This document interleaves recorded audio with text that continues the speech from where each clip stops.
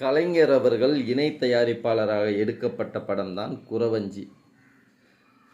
அந்த படம் 5000 அடிகள் எடுக்கப்பட்ட பிறகு அதில் நடித்த ராஜசுலோச்சனா என்ற நடிகை, கடவுளே உனக்கு கண் இல்லையா என்ற வசனத்தை பேச மறுத்துவிட்டார்.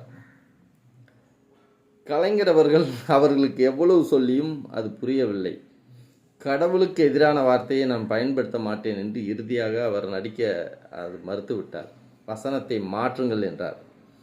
கலைஞர் அவர்கள் இழப்பை பற்றி கவலைப்படாமல் கதாநாயகியையும் கதாநாயகனும் மாற்றி சிவாஜியிடம் மிகுந்த சிக்கலில் மாட்டிக்கொண்ட கலைஞர் அவர்கள் சிவாஜியிடம் போய் நடந்ததை சொல்ல, சிவாஜி அவர்கள் கவலைப்பட வேண்டாம், நான் நடித்து கொடுக்கிறேன் என்று அந்த திரைப்படத்தில் நடித்து முடித்து கொடுத்தார். திரைப்படம் வெளியிட்டு மிக வெற்றிகரமாக ஓடியது. பார், ஒரு வசனத்தில் எவ்வளவு கொள்கை ரீதியான பிடிப்போடு உறுதியோடு கலைஞர் அவர்கள் இருந்திருக்கிறார் என்பது இதிலிருந்து புரிகிறது. அவர்தான் அன்பு தலைவர் கலைஞர் அவர்கள்.